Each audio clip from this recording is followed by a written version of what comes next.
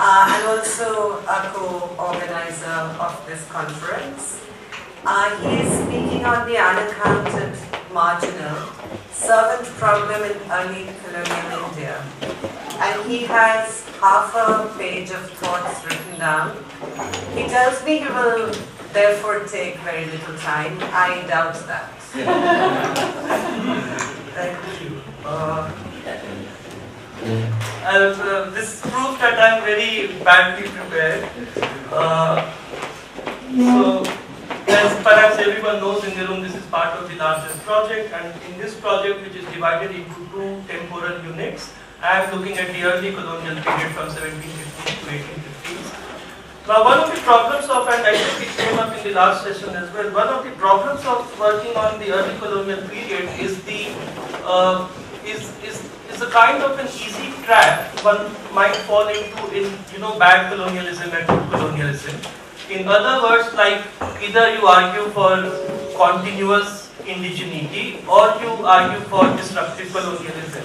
And I think the vast possibilities of going servants past will be severely damaged if we stick to this historiographical squeeze between continuity and change. So that is the framework. Is not. I am not using that framework to write servants past. So I was thinking of some other ways of thinking about how to get access to domestic servants. And one thing which I thought was perhaps I can go to the process of hiring. This is the, and I am here talking about European households, Calcutta, 1750s. Now, Rafaela already pointed out that in the non-South Asian case, there was this phrase of servant problem in the late 19th, early 20th century. I am making an argument that even in the South Asian case, one can argue for servant problem in the late 18th century as well.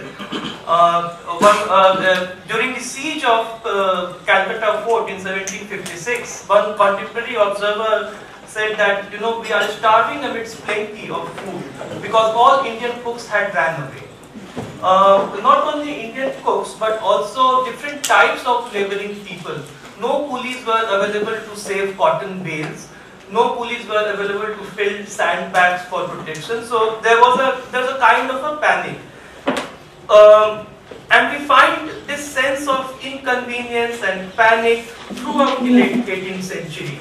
In 1760s, 1780s, 1810s, 1840s, constantly servants are being portrayed as they are giving us trouble, hence the need to regulate. Now, therefore, the framework of regulation is important for the late 18th century as well. This has also been reiterated in recent 3 volumes which Peter Robb has produced using more than 80 volumes of Byzantine diaries, and he says that the relationship between master and servant was shaped through contract and regulation. But he also then says that not everything is contained within that. Not everything is contained within that regulatory framework. Things are spilling over and so on. Now, one of the problems is that in spite of our acute sensibility, we might also fall in trap of reproducing masters' frameworks and frames and terms.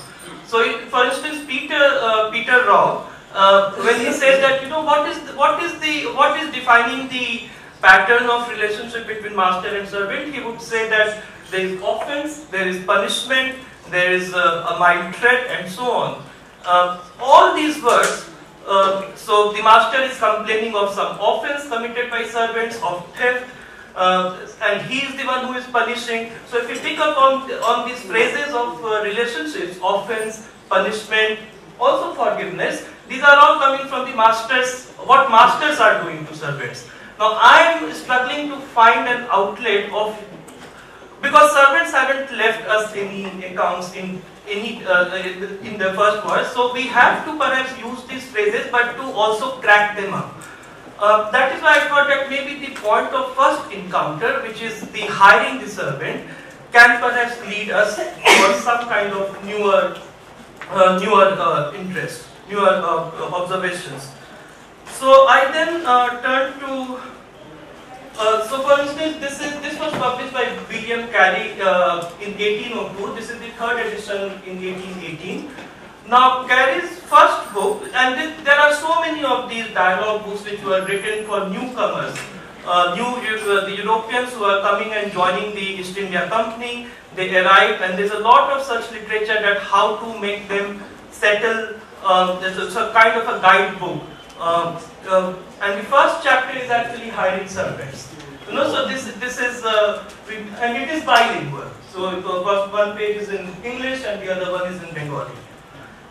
Now in the last panel there was some discussion on voicelessness. Like how to retrieve servants' voice and so on. I have been thinking, and this is part of the chapter I am writing, which changes every 15 days. So I am sticking to the current version here. I think that, so yes, contract and regulation, they are important, but the danger there is that if we look at contract alone, then we might miss to see the language which is constituting the everyday relationship between the master and servant. So hiring the servant is allowing me a kind of a process through which I can look at the language which is being used for hiring, language which is used for commanding the servant and so on. So in this case, and I'll just give one example of what I mean, that how can we crack these categories. So a servant, so the Khansama, which can be loosely translated as butler, Khansama comes, and then the European master, the Sahib is asking Khansama, so tell me how many servants do I need to be a gentleman? And then the Khansama says you need these many servants. Usually in the late 18th century, any gentleman European household would have 20 to 35 servants. And there is a proper list of that, as prescribed list. So the Khansama says that yeah, these many servants are required. Then the Sahib asks, what do they do? And the answer is very vague. They do the work which is supposed, they do the work which they are supposed to do. And then the Sahib says, no, be specific, what do they actually do? And then he says something.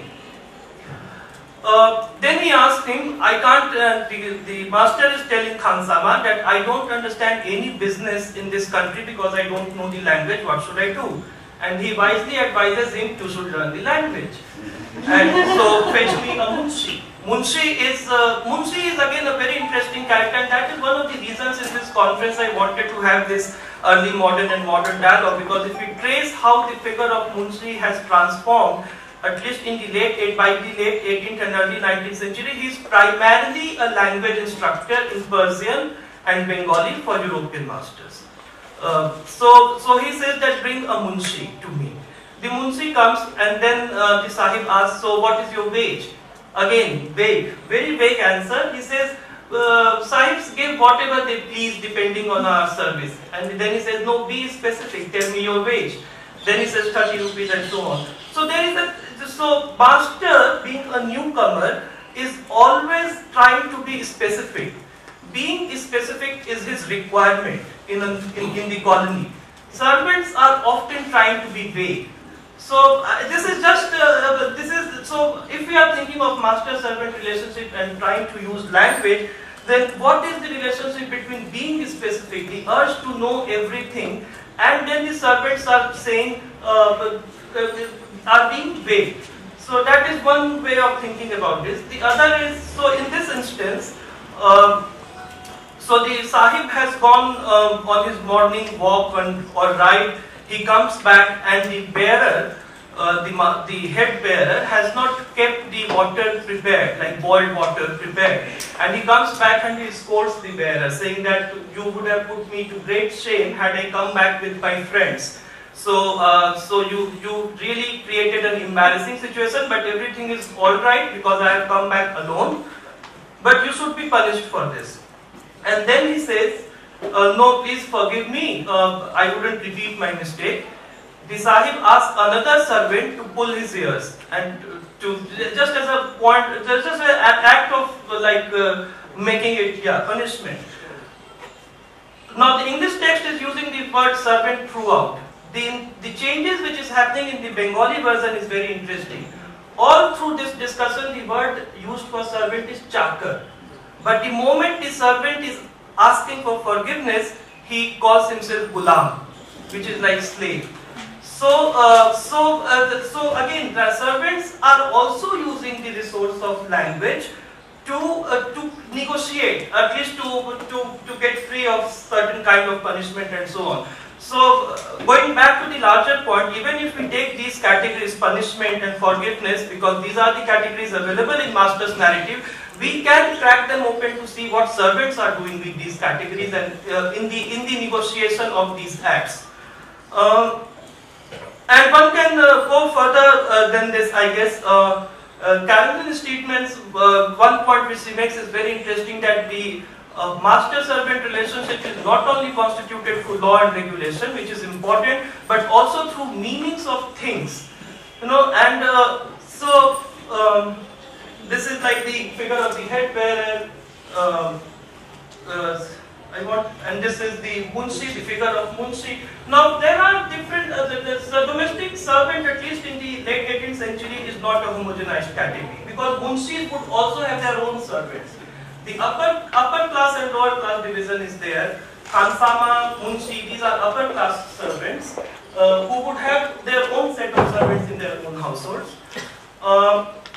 Here, so you know, so coming back to what things can constitute. So China ware is very talked about in the late 18th century material. And if the servant is pouring tea when there is a scene of breakfast in the morning, and if something happens to expensive China ware, he would be kicked. You know, if the boot is not polished properly, he would be kicked. So in every act of command and service, we can see how the relationship is getting constituted. So because we historically we know that servants are shadows of their masters, so one methodological thing which I am thinking about is mirror methodology. Because we don't have servants' voice, if we put masters we can read servants in the mirror of masters. We know masters every day act very well, getting up at 5 in the morning, taking the horse ride, coming back, asking the masalchi, the link boy, to remove his boots. Boots will get polished. Then the water should be prepared beforehand. So when if we can create this everyday account of master's life, then we can use this as a mirror to write about servants. So when he is taking a horse ride, somebody is supposed to keep the water boiled. So in that way, I am thinking of how in every command of the servant there is a service and resistance being done by the servant. So that's the mirror methodology I am thinking of here. It can also exceed beyond language in terms of gestures. Now, doing salam, there are textual accounts as well that the servant, when he walks into the room in the morning, 3 times he has to bow down and say salam. Now, can we capture the history of that sound salam, which is accompanied by this bodily gesture of bowing down? So, in that way, not only wine was something which was servants loved to steal, and there is so much of account of wine stealing in 1760s and 1770s from master's house. So I am thinking of how to use things, and language also, contemporary observations also help us to understand. I have to say this in Hindi and then I try to translate it. There is always this knocker muh lagna ban gaya hai. Muh lagna is something like he has become very chatty and he is crossing the talking back. And that is why masters are also asked, knocker ko muh lagna nahi banao. Don't make yourself too friendly or too chatty with your servant. So there is something about language here which is constituting the nature of relationship. On the language thing, one final point. I was reading a case from 1794, I think. A servant had come to the European's master house, and the master asked him, on whose authority you have come to me? And he replied in Hindi. I was fortunate to, because it was noted down in the proceedings, Tohra Baap.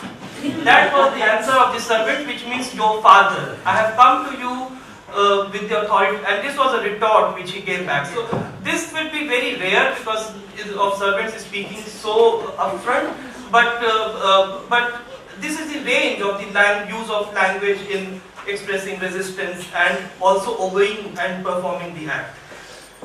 Now, so now that is the first part of my paper which I am writing. The second part deals with contract and regulation as well, and there I want to go out of the household, out of the domain of the household where servants are getting hired into the city. Because I think servants past needs to take into account the the changes which are happening at least in Calcutta in the mid 18th and late 18th century. So this is a period where new fort construction is happening. It goes on for almost 15 years. The point which I am making is, like we have been talking about, and when we were also writing this project, we were given Indrani's work was before us, we were slightly not sure how to deal with slave-servant continuum. No, we have domestic slaves. I mean, normatively we can think of wage and contract as the defining characteristic of servant, but we know that this is too simplistic and it doesn't capture the continuum relationship which is between slave and servant. There is another interesting continuum which is happening between coolie and servant, and that is important because that also allows to bring servant out of the household. So 1759 first wage regulation passed in Calcutta. I'm going to skip this. So you know, once you see the city-urban life of Calcutta captured in paintings from the late 18th century, you see servants spread everywhere. And then servants, so it is, ideally when we think of domestic servants, we think of household, but what I am trying to do in this paper, I am entering into the household from the public space. So I am trying to chart that journey from outside to inside. So 1759 is the first wage regulation for domestic servants, and the phrase is very interesting: menial servants who are hired privately, because there are a lot of service categories who are offering services in public as well. So this is the regulation for those people who are providing service private. 1760 another regulation, 1766 another. So within a decade there are 3 wage regulations for servants. Precisely in these years, coolie regulations are also being passed. So on the one hand, the wages of menial servants are being determined, their remit of work is being determined, that they are servants which are employed in private households. At the same time, coolie, who is working as a construction worker on the fort fortification work, and coolie again is a very generic term in this period as well. There are ships coming to Calcutta for loading and unloading cargo, for construction work. There is a variety of laboring activities which is happening in the city. So in the same period, 3 regulations are also passed to regulate coolies as well. Interestingly, in the 1759 regulation, it is said that servants have become, the reason to regulate wages are 2. One, servants have become very insolent, and second, they manage to find employment on the fortification as coolies. So what the colonial state is trying to do is to demarcate this labor identity or separate domains of coolies and servants. So I am reading regulation. Regulation is not creating this classification, but actually the social messiness which is there, because as Nitin had also pointed out, a lot of these contracts were short-term contracts. So if I have been hired as a coolie to unload cargo for 6 months, it is very possible that once I am out of employment, I will try to find work in the household as a bearer. In fact, the wage of the coolie, which was 3 rupees, was the same as the wage of the bearer, which was 3 rupees. So at least for the lower section of the domestic servants, bearers, table attendants, khidmatgars, masanchis, we can see that there is a lot of possibility of overlap between coolies and servants. Precisely because of this overlap, the regulations are coming up to demarcate the thing. I'll just end by saying that this is specific to 1760s and 1770s.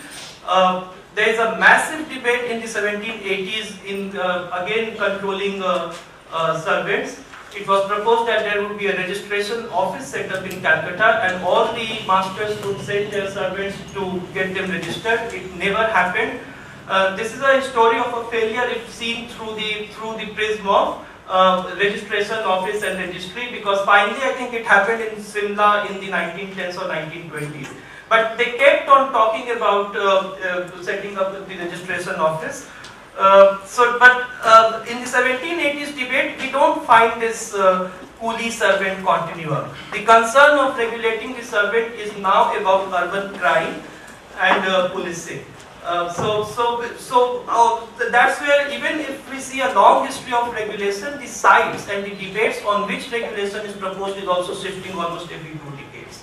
So in this paper, I'm trying to focus on the period from 50s to 70s. But taking also into account of publications from the early 19th century, the dictionaries and the dialogue books. So on the one hand, I am trying to create a picture of everyday forms of relationship through the use of language, body gestures and so on. And on the other hand, I am also keeping an eye open on the broader picture of state regulation and wages. Thank you.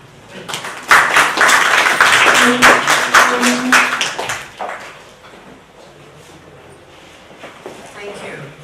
That was the papers we heard in the earlier session. Our next speaker is Lakshmi Subramanian from the Center for Studies in Social Sciences, Calcutta.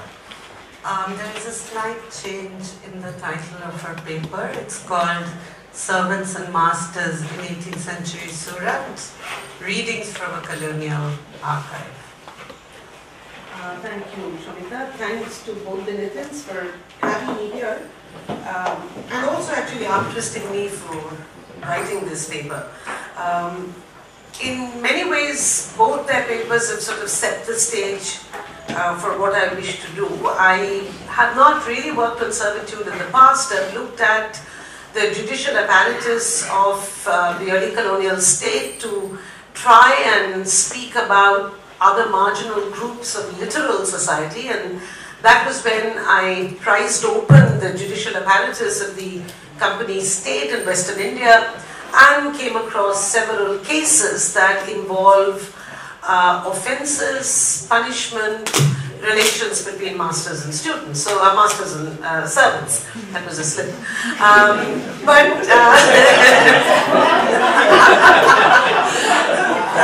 So it really, in many ways, this is really about challenges the colonial archive, both in its fragments, but also in all its biases, offer to the historian who tries to speak about the social by looking at servants. So how does one approach the larger issue of social relations, of social transactions, by looking at what seems to me a greater visibilization of disputes involving servants in Western India once the company state initiates its judicial apparatus. So there seems to be from 1800 to 1820 a sudden, we are sort of flooded with numbers of disputes involving servants and masters, and in my case, the death of 2 servants. So in many ways, this is about servants within a household, but then the community to which the servants belong bring servants' lives and death into the public because they appeal to the magistrate to demand some kind of interrogation. So in many ways, it's moving between the household and the public. In my case, the households are a banker's household, a Hindu banker, and the household of a decayed or declining Muslim gentry household. So we are really, the time period that I look at is the very end of the 18th and the beginning of the 19th century, and I'm really looking at Western India, one particular port city, which is a point of interest for me, and I looked at a lot of the case studies that came up before the magistrate to look at these disputes. So basically then what I hope to do is to look at the challenges of studying social relations in a period where you have the beginnings of the new colonial state, as yet very temporary. It's a period which is interesting for me in Western India, unlike Bengal.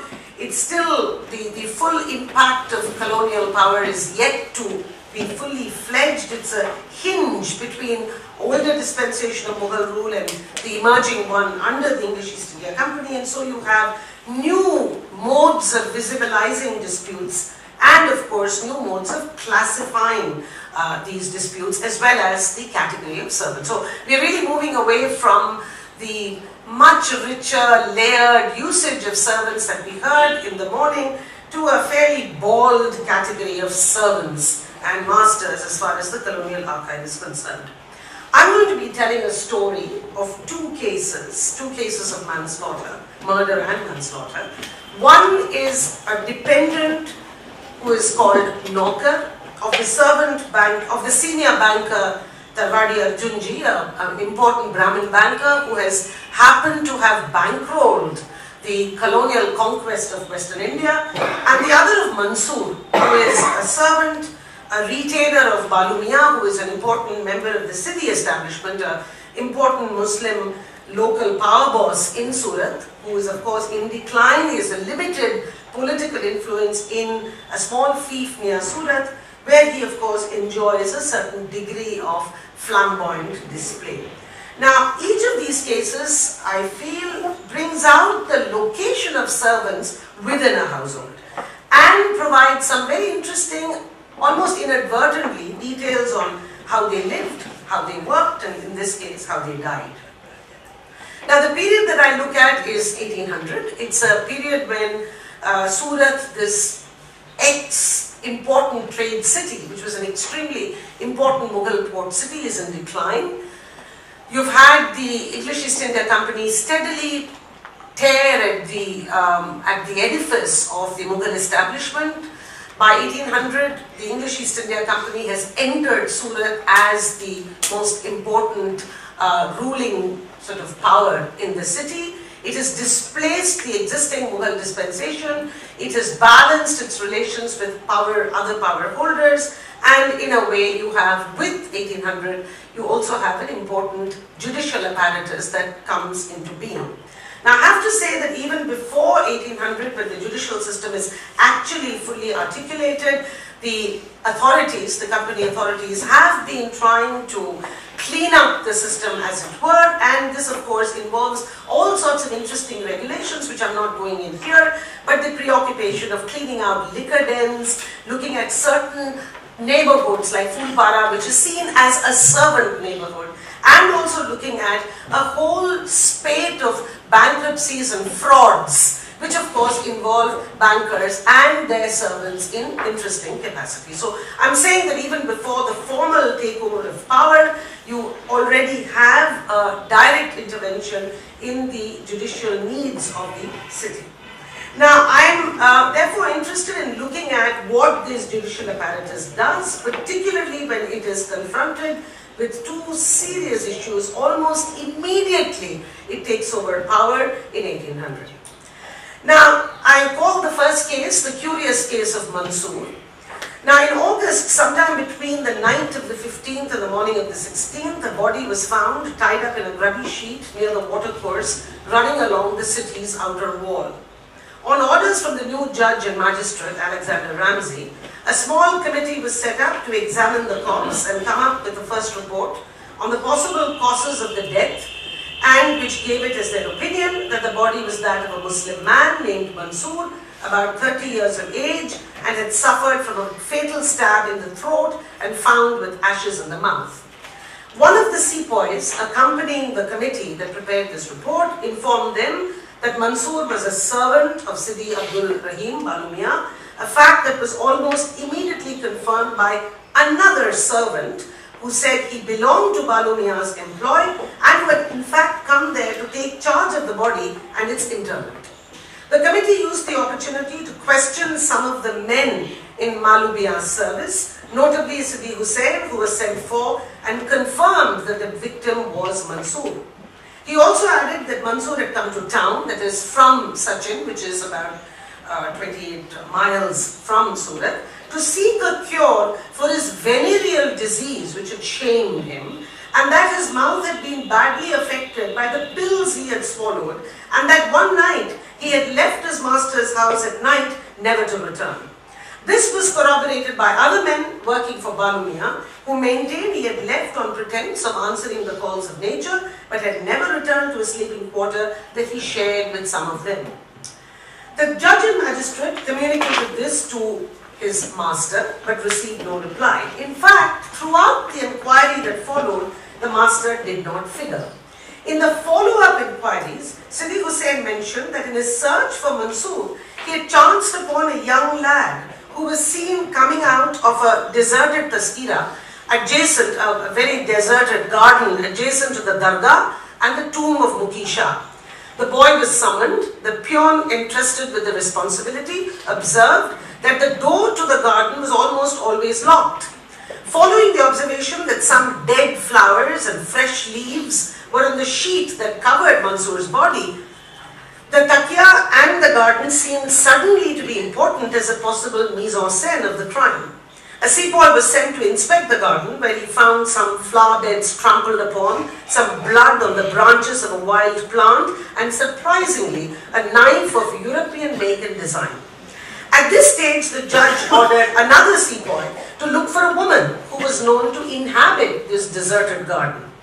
Until this point, it seemed that the inquiry had honed on the scene of the crime, the murder weapon, and perhaps an accomplice.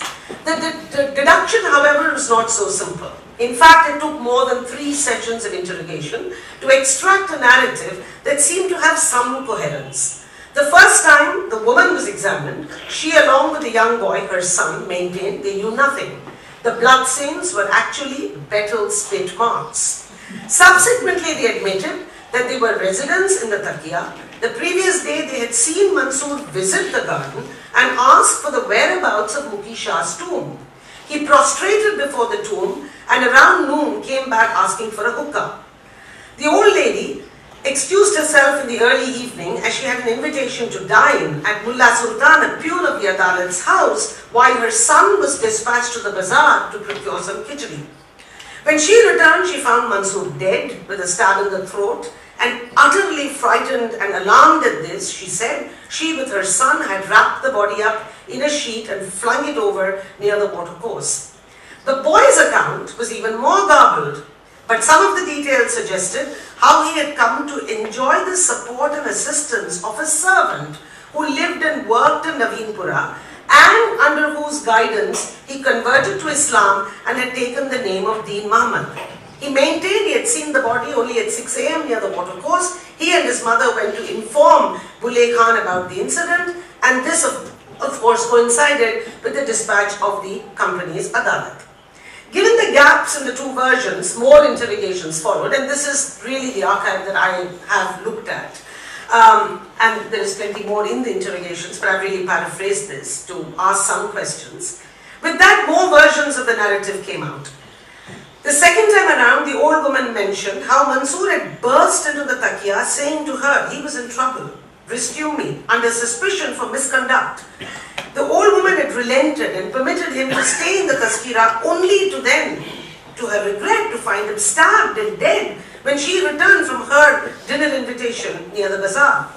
The story she came with, besides being different from her earlier version, could not reconcile several details. For one, there was no explanation of the ashes stuffed in Mansoor's mouth.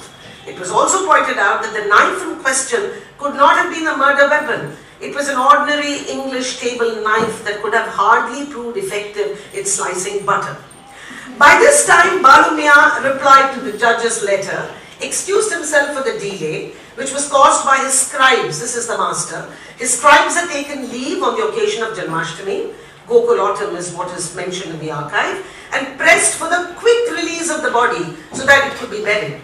The inquiry proceeded apace. It was made evident that the table knife was not the weapon, and nor was Mansoor suicidal, and further that the body could have been removed and thrown on the spot only with the assistance of some able-bodied men. The old woman was summoned again, and this time she came up with a more detailed account that spoke of 3 men in the scene. two men dressed with turbans, loose shirts, had come to the takiya asking for Monsoon. They asked him when he had come from his village in Sachin and then proceeded to stab him, leave the body thus. They had also deliberately planted the old woman's knife that she had stolen from the English chaplain who lived near the tomb and by the side of the body. They had also deliberately planted this knife. Her son seconded the story and even provided names to the two men, Rustam and Hussain, who alleged that Monsoon was a thief. He had misbehaved with one of Balu Mia's women. The boy further said that Monsoon had left Balu Mia's service, but that 3 years later he had come back and Balu Mia had forgiven him. But his mind had been poisoned and turned against Monsoon by some mischief makers, the result of which had been the dastardly murder. The boy also referred to Fakir Chand, the Hindu sepoy, belonging to Mr. Griffith, and was a regular visitor to the takiya and apparently some kind of a doctor, some kind of a person who dealt with herbs. This person had been approached by his mother and himself for help in removing Mansoor's body. The role of Fakir Chand appeared somewhat dubious and elusive in the boy's account. However, the Adalat acted on orders to seize him as an accomplice to the murder of Monsoon. On the 23rd of August, the old woman was interrogated yet again, and this time she came up with additional details that referred to the two men as Amir Khan and Rustam as the murderers of Monsoon, who had dragged the body upstairs and thrown it over the bamboo wall of the loft of the old woman's house. All through this grisly scene, the woman lay on the bed, terrified, especially as the two men threatened her with dire consequences. After they had left, she with her son, along with Fakir Chand, disposed of the body. The narrative thus far established the role of two men belonging to Balu Mia who had come from Sachin to Surat just as Monsoon had done.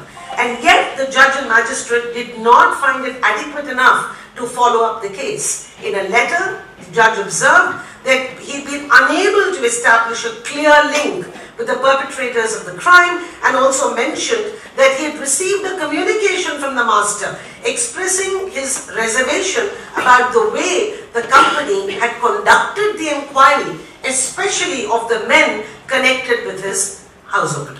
The trail runs cold. I've looked at from 1800 to 1805. There's no reference to this case anymore, and one can only hazard a guess that the company authorities were reluctant to push the case as it involved an ex-notable of the city.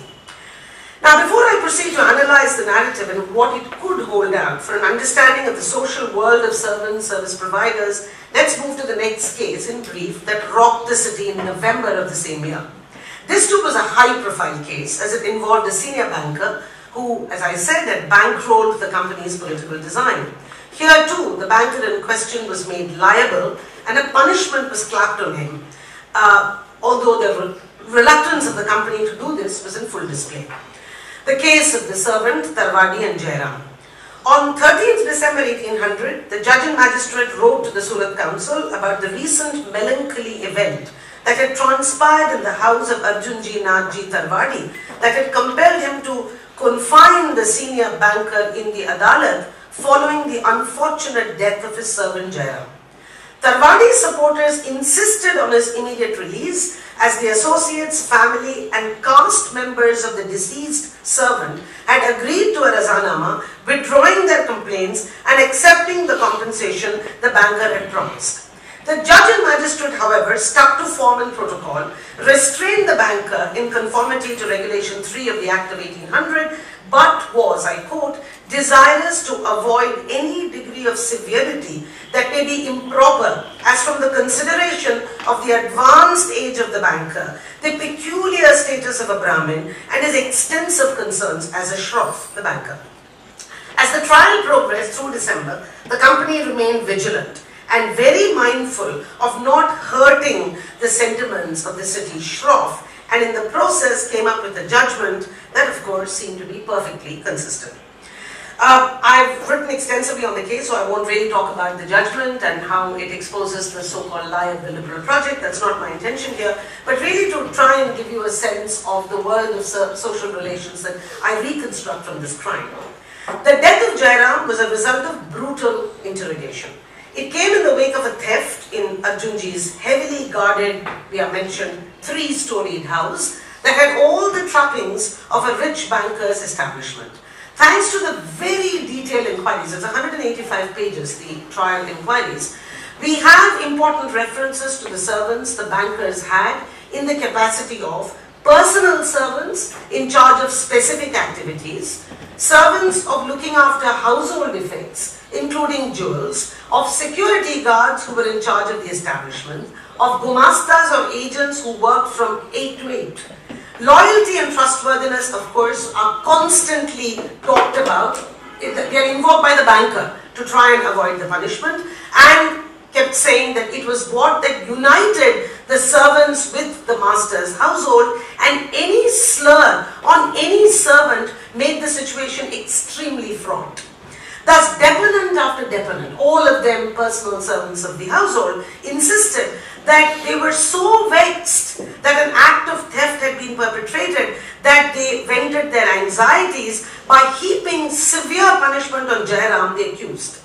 Jairam himself had been deeply attached to his master's household in the capacity of personal servant for more than 6 years, and for whom the master had a particular liking and had even taught him the rudiments of writing and reading, something which they said had not been given to them. This, of course, did not preclude the old banker from ordering the most brutal of punishments for Jairam, who along with his brothers were prime suspects in case of stolen jewels and money, about 30,000 rupees. It was partly in connection with the family wedding. Now, there is, of course, a very detailed description of all the punishment techniques that go on, but I won't go into it.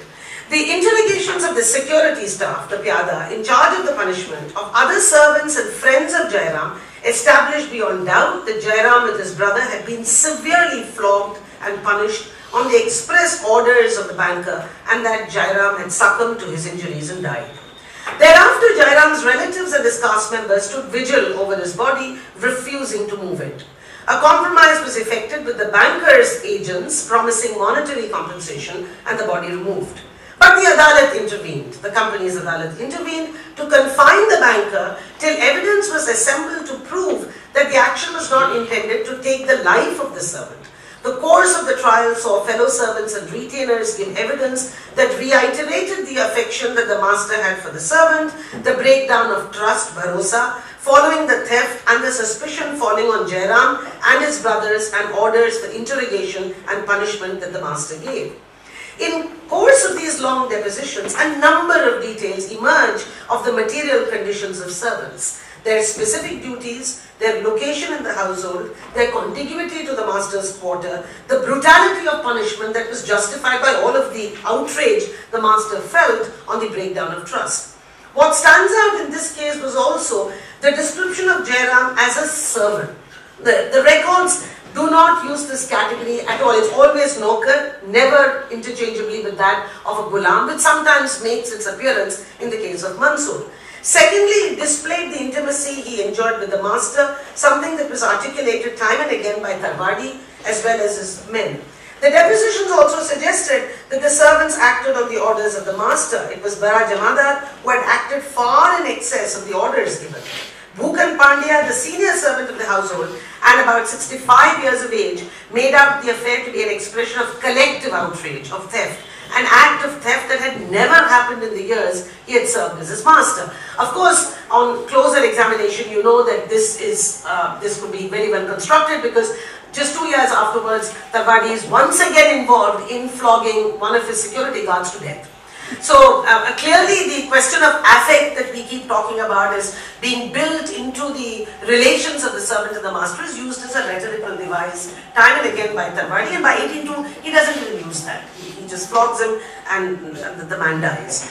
Now, what do we do with these two cases? What do these actually tell us about the social world of servants in late 18th century Surat?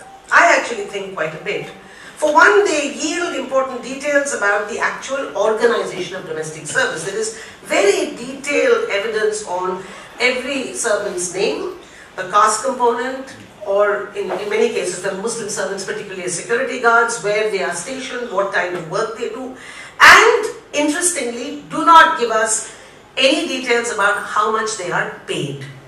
There are, however, references to how generous the banker was in terms of advances that were made in case of a death or a marriage in the family.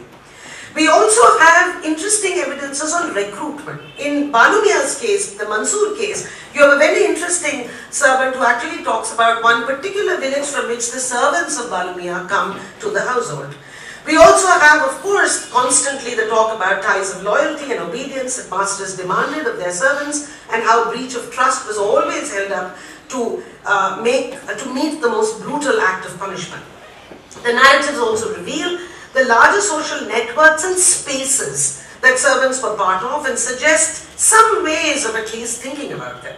In Mansoor's case, it was evident that he, along with the woman deponent, the sepoys attached to the Adalat, were part of an interesting social circle that met, ate together, gossiped, participated in the life of the neighborhood, particularly around that derelict garden attached to the Dargah. In the case of Jairam, and the Dargah seems to have been very, very interesting, some sort of esoteric rites seem to have taken place, and Mr. Griffith, the chaplain, was also interested in them. Now it's sort of tantalizing. I mean, I will not be able to push this too much, but certainly gives a very spatial understanding of what's going on in this city in decay. In the case of Jairam, the community ties appear much stronger. For not only did the brothers of Jairam get in touch with their caste elders to force the banker to a monetary compensation, but the household then clearly drew the servants from this particular neighborhood.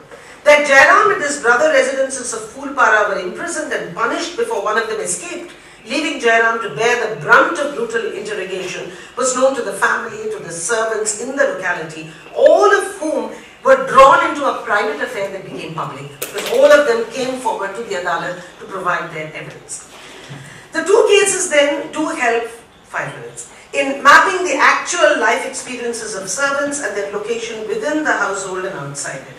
A banking establishment such as that of Tarwadi could not but require services, and that evidence does point to the ability of his household to have maintained servants over long periods of time. And I'm thinking about various kinds of servants that are attached to Tarwadi Arjunji, and this is not something that I draw from this case, but I try and position the case in the context of the large history that we have of the banker from other kinds of archival registers, the agents, the kind of extraordinary attention he pays to his agents getting particular permissions from the company state, whether they're on pilgrimage or they're going somewhere else. So Tarwadi has this reputation of being able to maintain a trustworthy network of service providers, and of course relations of service are very different. Bhukan Pandit, for instance, gave his profession as servant, his caste as Brahmin, who had come 3 years ago from Banaras, and in fact said he was the only one who was allowed access to the worship room, the puja room, and to the kitchen. He refused to divulge details on who actually ordered the punishment of Jairam. It's likely he was a retainer whose caste status gave him a very different set of entitlement. On the other hand, there was the case of Surchand, the Kumbhi, who functioned as a personal servant, whose job was simply to rub oil in his master's feet and sleep by the door of his bedroom at the 3rd story, ensuring no one came in or went out without his master's permission. Similarly, we have the Muslim sepoy and security guard Garu Jamadar stationed outside the house, allowed access to some rooms like the space that Gomashta is used, or the underground vault where firewood was kept and where the prisoner was detained. The trial is indeed the case of Monsoon brought to the surface the relations between various servants, some of whom enjoyed greater access than others, who were prepared to effect their master's orders without demur. Above all, it displayed the workings of trust and intimacy that was embedded not in a contractual agreement, but in social ties of subordination that could and did result in the most violent of humiliation. Finally, concluding observations, and this is really a case for future research, because I've got into this huge corpus of material that I'm still grappling my mind with. Studying both these cases in tandem, I think, opens up the possibility of looking closely at the judicial archive of the first quarter of the 19th century. This is especially as important as we know from the last quarter of the last quarter of the 19th century, there was an increase in the case of servants coming to court with complaints of assault. This is true in Surat as well. In addition to the obvious, even self-evident facts about servitude that the archive yields, it also enables us to speculate on the complexity of the relationship between servants and masters, which, needless to say, was not always so easily regulated, or the limited options that servants had, or on the nature of space they inhabited within and without the household. Clearly, servants were left with very little option for redress. Flight was not always possible. We've seen in Mansoor's case, he flew and he was brought back and killed. As we've seen with the case of Monsoon, and there are a couple of other cases. And once they were apprehended, torture and extreme punishment was commonplace.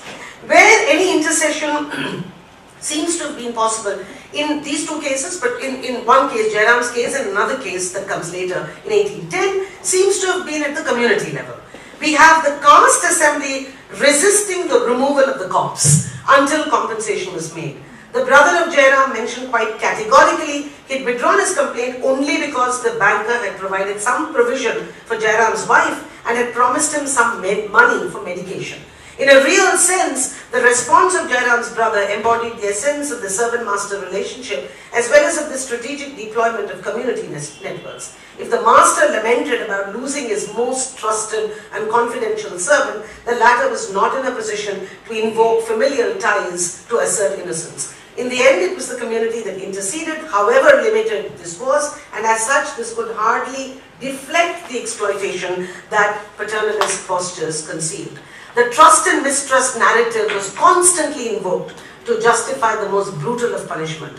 As Dulab Lal, one of the witnesses and a servant, stated, the master along with his family had told Jairam, "You are the thief, your relation has run away. If you had been creditable, you would have not run away under suspicion."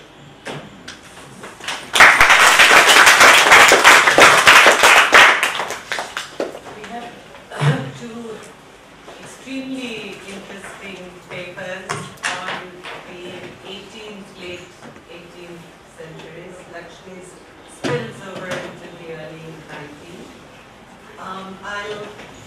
I'll give my comments later. I'll invite Mr.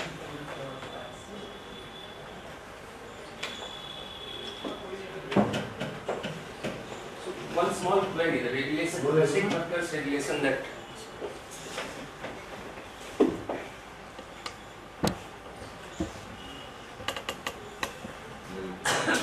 the domestic worker regulation that you mentioned, so within that regulation, it's only the Englishmen, the masters, that is included, or even the natives are included, native masters? To Nitin, perhaps I don't know whether you know the research by Maria Ögren. It's a Swedish scholar, and she has a group who is working on work. Sorry, and they think that trying to understand work to the analysis of labels, makes no sense, particularly for early modern times. And they have developed another method, and I think it's very interesting and perhaps could be useful for you, a verb-oriented method.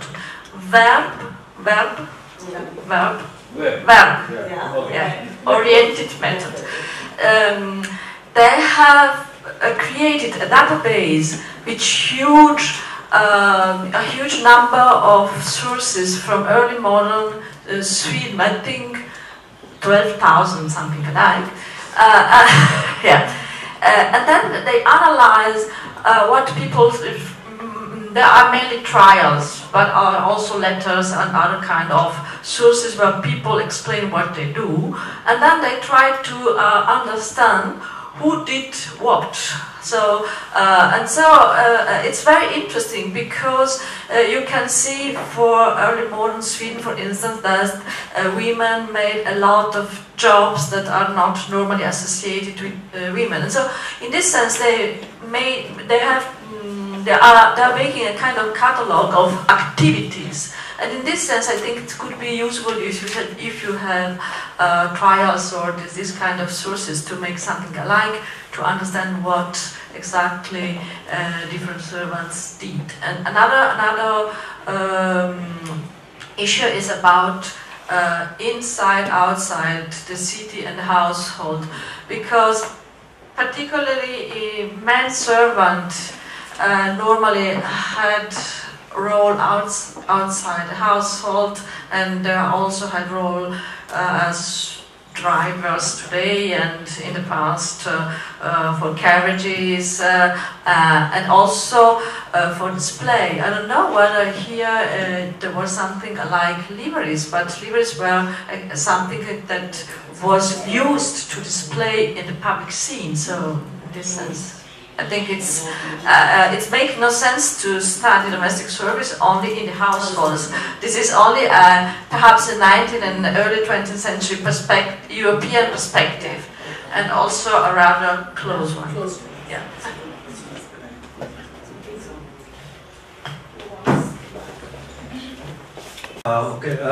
My question is directed towards Nitin. Nitin, when you were discussing about that entire interaction between masters and servants, I was just wondering that whether this entire development of or codification of Hindustani language under the patronage of the colonial state, which has been famously argued by Bernard Cohn, that how Hindustani was developed as a kind of language of command by the British for their various economic and political motives or political purposes.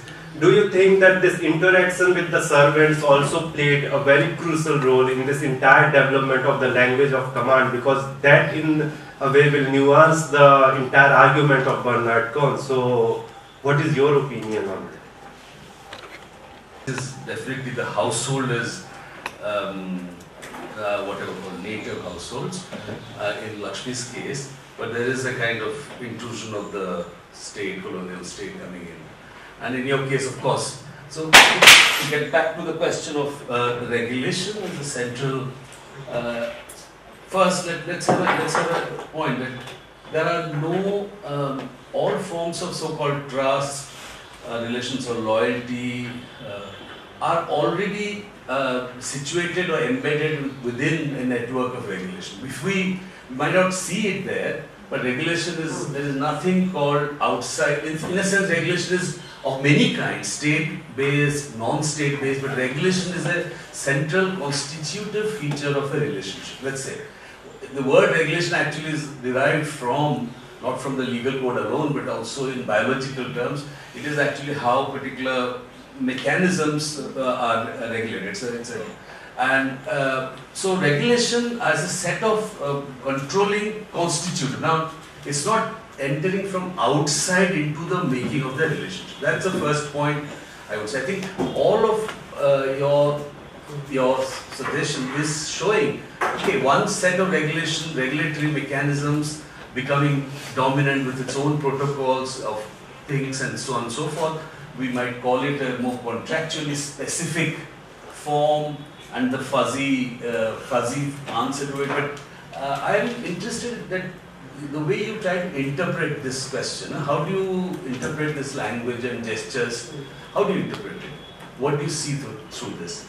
Do you see it as something that this is something which is expected or say normatively conducted, and thus a certain set of gestures which comes and answers which come and so on and so forth? Or should we see it as through the act of these gestures and these languages, actually you are changing the texture? That is, by performing those acts, even in the speech act, you actually turn or transform the normative structures. Okay, it's very difficult to, but instead of reading it simply as reflecting a norm, it is how do we actually see the relationships shifting and getting transformed. And both of you are at a cusp of a regulatory transformation. A change has happened. A change is happening, things are changing, we know that. And the point is not to then look at it as, and I would think that the bigger thing to draw is how these relationships are now being reconstituted through sometimes using these normative forms or say, or new norms are being set up, but through these acts getting transformed. Both speech act as well as and judicial records should show this. Not merely action, but also through speech acts that this transformation is. I'm not saying that I quite agree with the methodology, and I think this is very crucial. That we, whatever sources we get, our aim is to find and understand this texture of this relationship. Not just about servants as a social group, which is important, but we need to understand the relationship. If servant problem is a problem of relationship, and it is there that we have to find a way. And I think maybe we'll discuss it later, but I think this is quite crucial. And there, I think, even in our own limited language, we are saying contract versus emotion or whatever, we are actually building up a certain vocabulary to understand this transformation, this constitutive aspect of a relationship. Because it's not just the two elements which make the relationship.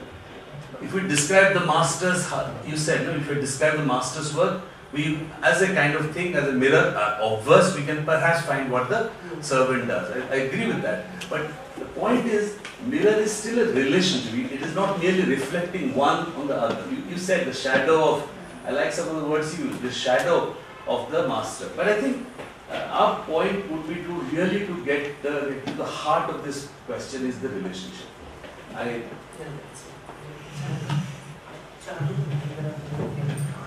So I have one question.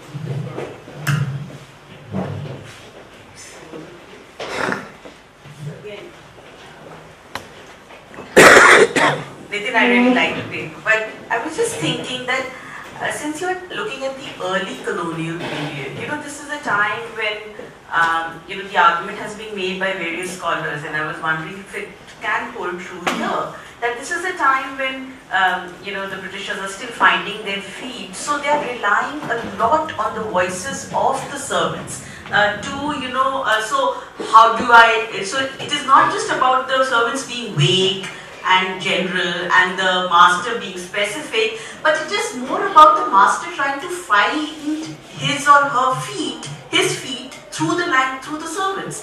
They become the informants for him, So I think as colonialism becomes more mature and sure of itself, it is not relying on the servant's voice, and that is why in this case the master is constantly asking that what should I do to the Khansama, how should I behave, whom should I hire, how many people I need to hire, what kind of work they would be doing, because he's unsure of how the contours are to be established. So I was just wondering if it is a particular case of the early colonial period where servants become one of the voices of these kind of quote-unquote native informants who tell the master what to do and how to behave and what are the ways of establishing yourselves. To Lakshmi, I was, this case that in both cases there is death, I think can be pushed a little further, because in both cases there is this gruesome death. The body is there in front of you, and in both the cases the master goes unpunished. In both cases the master is not British. It is indigenous person, but it is tied to so how systems of surveillance are so deeply tied with the political economy, where you feel that you need these indigenous kind of powerful people. You have to, the laws feel that they have to protect them in some ways, and so how they, in spite of kind of this relationship between the colonizer and the colonized, there is still this constant need felt to protect even the colonized, so how systems of surveillance then are tied. The death becomes, I think, the murder becomes very, very critical, and it is not simply flogging or anything like that. There is a body there.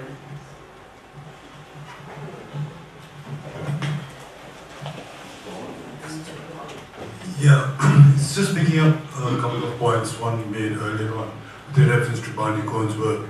And then actually what I would like to do is emphasize the point that Prabhu made. This is, your paper was very reminiscent of the kind of argument that Barney actually made about how there is a corporate world and there is a contractual world, and then, there are these shifts that are happening. But mind you, of course, Vijay Pinch, who also looked at this material, challenged that to quite an extent, especially by looking at Chris Bailey's work. And in that context, as Vijay Pinch opened it up, what he was looking at was another moment of engagement, which is when all these European ambassadors were coming to South Asia to negotiate. And there were all these problems of communication and so on and so forth.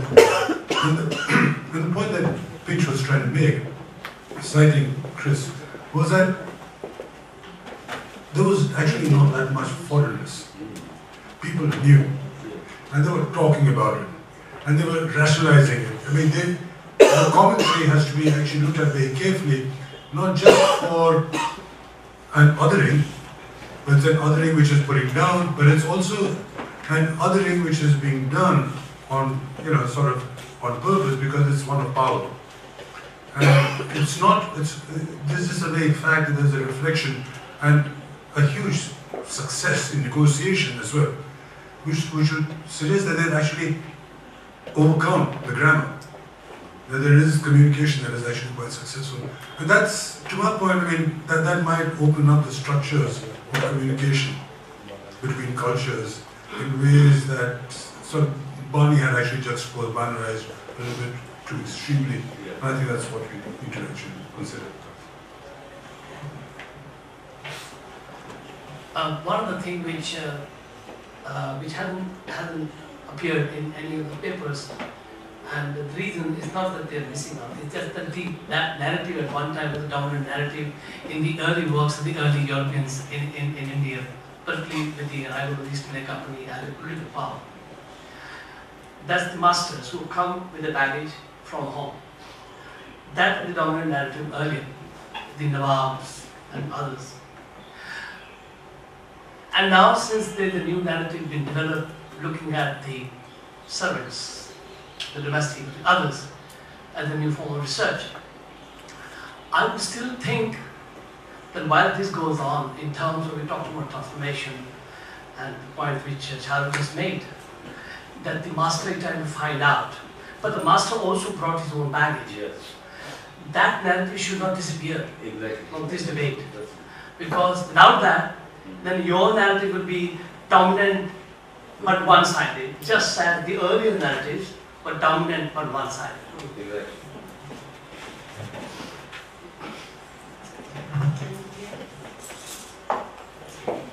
That's already a lot of one of the things that I'll add to your and to pick up that question which Prabhu and Rana, Prabhu asked, Rana extended. I would also say that the question of regulation can be stretched in a slightly different direction. Yes, switch it on. Is mine on? No, it's on. It's green. Technically on. We'll use this.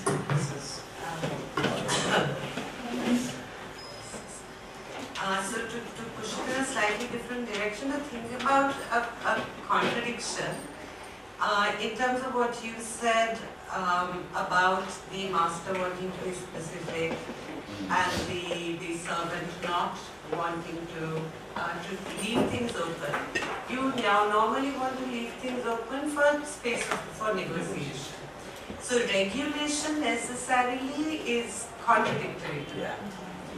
So regulation, state regulation particularly, tends to dot the I's and cross the T's in a way that prevent that space for negotiation. On the other hand, what is happening in Britain at that time, around exactly the same time, is though new laws are being made about a range of transformations that are, for instance, happening with indenture, the British government is deliberately not making a law on domestic work. And they're stating that they will not make this law because a law will equally empower servants to take masters. So there is this, two-way, the contradictory consequences of state regulation, which is kind of presaged in the 18th century, but goes in a very different direction again in the 19th century. So if you look at what happens to master and servant regulation in the 19th century, then some of these questions look a little different. Lakshmi, I was thinking of two things, but they actually put some of what you said and some of what he said together, and some of what Nitin said in the earlier session, which is there's one there are judicial records of various sorts that speak to domestic servants. And the way the research on domestic servants has happened by and large in the context, because the state is mostly the producer of the records that we are looking at, is to look at the domestic worker as an individual worker. So in fact, what gets almost always missed out is the domestic workers community, which was very important again in Western Europe in a particular period of study. So the explanation of the change, say for instance what urbanization does to domestic work, is that in a rural context domestic workers function within communities. In urban context with urban migration, that is the crucial loss which changes the power relation between the master and the servant. So how does, and your context, an early modern context, is an urban context, but still has that element of community. So that would be a very interesting occasion in which to, think about this and extend this. I think I'll stop there.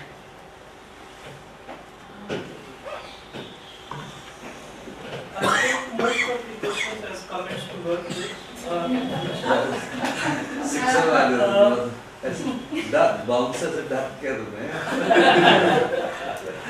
But first, I think I was not, it was for the sake of presentation that I used language and everyday in one section and regulation and state in the other. That does not mean that I am proposing that they have to be seen as binary. I am not suggesting that. Regulation is constitutive of the relationship, it is transforming the relationship, but it is also exactly that's what I'm trying to capture by looking at language, is it is also stabilizing the relationship. So transformative aspect can also be stabilizing, and once you violate the expected norms of not saying ji huzur, for instance, then you will get a kick. So the relationship has stabilized when you are saying that these are order verbs, pani lao, bring water, go there, or order verbs, and then you have set replies, ji huzur. Once that has created a kind of relationship, it can completely destabilize if it is not being performed.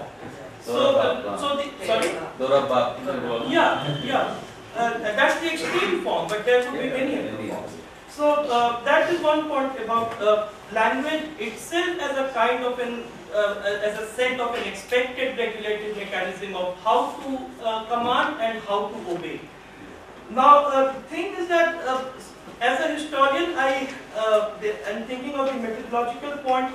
If I don't want to fall into that trap of indigeneity or disruptiveness, I am looking for some entry points and to understand the relationship, what exactly you are saying.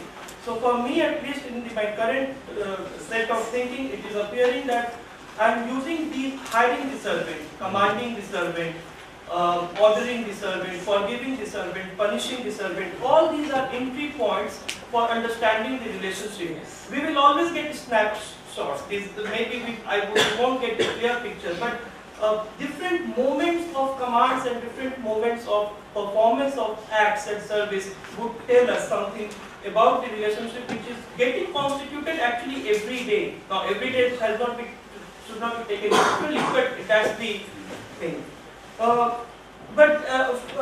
then there's the larger state. The argument which I am tentatively going to make in this paper is that so once you have got regulation, for instance, who would be a coolie and who would be a servant, and servant is being seen or being described in the regulative text, wage regulation, as somebody who is providing service in the household, that privatization of relationship does not mean that household is privatized. At least in the late 18th century, household is not such a privatized thing as we understand from the late 19th century. So, but privatization of relationship is providing a template for what is going to happen in the public domain as well. Very interesting is, so I was looking at judicial proceedings of 1790s and the figure of daroga. So in the police setup of the colonial state, you have daroga, bartandas and pais. Now a lot of time darogas are being dismissed because they are either using their private servant as bartandas, as a state official, or using already appointed state official as their private servant. Now the public institutional relationship, is actually based on the template of this privatization which is happening on the relationship of master. So this is also a dual, I am feeling that this is also a dual thing which is happening. So you separate different laboring groups. For domestic servants, you create a privatization of relationship, and then this privatization works as a template of what will happen in public institutions. So this kind of movement I do see happening. On the issue of language of command, I take this word, they are newcomers and they are trying to find their feet, and precisely because they are newcomers and trying to find their feet, they want to be specific. So I don't see that the reason of trying to asking their servants all the time be specific is precisely they are newcomers. What is saying? Precisely because the Europeans are newcomers, so they are newcomers. It's 1812. They've been there for a long time now. Yeah, but newcomer as an individual, I mean these guidebooks and dialogue books are like if a person is going to, and there were this set pattern of servants are always thieves.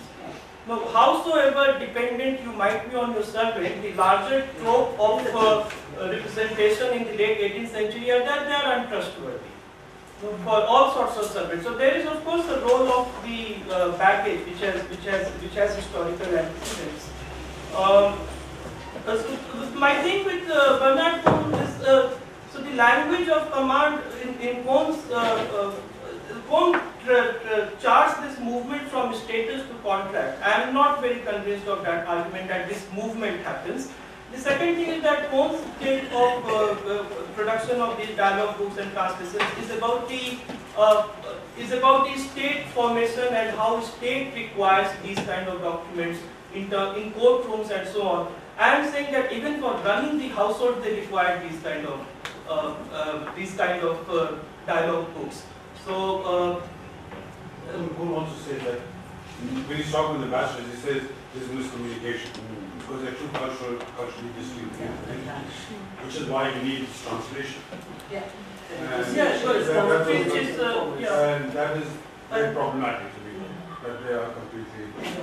Same way, also over time that you move from status to contract is highly problematic. Exactly. And why should it be contract can create a new regime of status as well. Sorry for you to answer, because what Charu asked is this your explanation for fuzziness versus specificity purely from the standpoint of information, or it is not? It's not information seeking. It's actually a dialogue book. It's a dialogue book. It's not through this dialogue that this man will actually find information. It's teaching him how to hire servants, or to tell that what. And there it is actually about trying to push together specificity, which is about work. What will you do? What this man will do? What this guy will do? This is the specificity, and the fuzziness is. I think that's the better instead of the newcomer. My suggestion is that. Okay, thanks for a lot of the questions that sort of will persuade me to go back to the material and think about it even more closely. Let me start with Charu's question. I think yes, the fact that these are two specific cases where you have the servant who dies. Both, one is killed and the other is so severely punished that he dies, I think is important. Now, what is interesting for me is that it comes, Western India is a very different entity than Bengal. The colonial state comes very late here, so in a sense it does not have the same kind of foundational strength that it has, say, in Bengal from 65, 57, 65.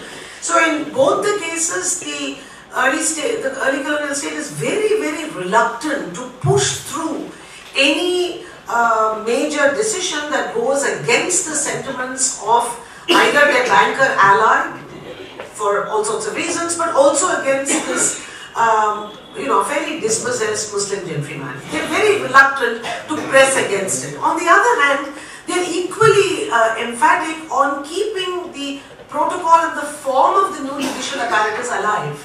For me, however, that is not, for me that's really not where my interest lies. My interest lay in the fact that in both the cases, certainly in the second case, the community approaches the Adalat for some kind of action to be taken. So here you have a case where the community of the deceased servant comes to Alexander Ramsay and say, do something about it. So in a sense, I'm arguing that from 1770 onwards, the communities, whether they are artisans, servants, are familiar with the act of petitioning the authorities for some kind of intervention. I'm not saying redressal happens, it doesn't.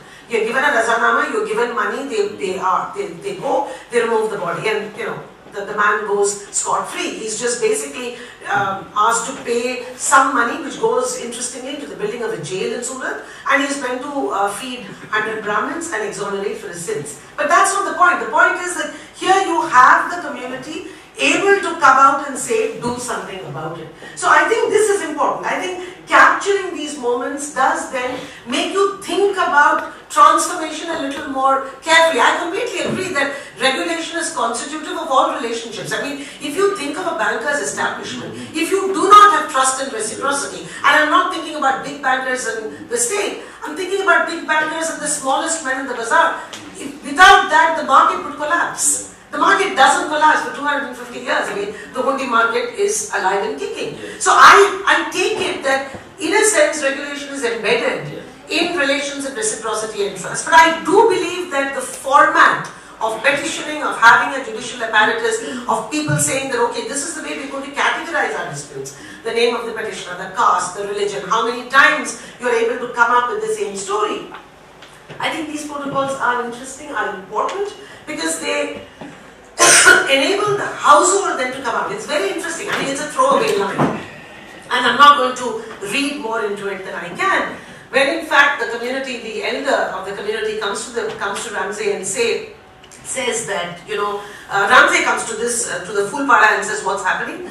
The community leader is supposed to have said, come to the Adalat. The marketplace is not the place to talk about it. We will meet you at the Adalat. Now, it's a throwaway. I'm not saying that this is exactly the way it was, but I think it's interesting. Thinking about language, it's interesting that you ascribe rights this, and it's available in your magistrate's diary. So it's not something which I'm just going to say is a fabrication and it doesn't exist. I have to grapple with the fact that the community is able to do this. It also intercedes on behalf of Jairam, who's dead, and also gets its money and is kept quiet. So I think this moment of transition when the community and to which the servants belong in Fulbara, the ability to use these new judicial apparatus, I think, is important. And it might help in understanding what urbanization or urbanism means in the late 18th and early 19th century. So it's not just a question of whether or not trade is there, manufacture has happened, or you have a new labor force. I think urbanism is about a series of institutional everyday practices that the company, the early state, is participating in, and it does break up certain geographies while creating new ones. I mean, if you look at the essay by Susan Basu of Madras, you realize how social and spatial changes happen in the context of this urbanism, a very different kind of urbanism than we are used to thinking about when we look at urbanization, affect and then contract. I would prefer to therefore look at a social history of everyday practice in a city which is undergoing terrible decline. I mean, its municipality is in absolute shreds. You have riots, you have disturbances, you have problems. And you have these derelict spaces where the most interesting and bizarre set of characters meet and talk and chat. And I think that it sort of gives me that little bit of hope to try and attempt a different kind of social.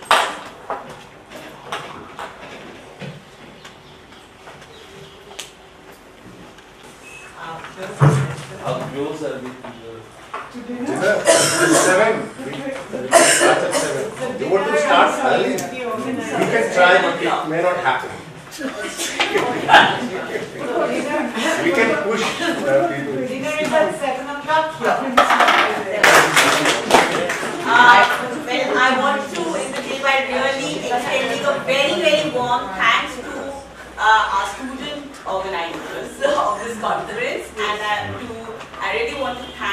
Divya. Is Divya here? She's outside. Okay, Divya, Vinita, and Blessy. But I think, just for today as well, I think we have to constantly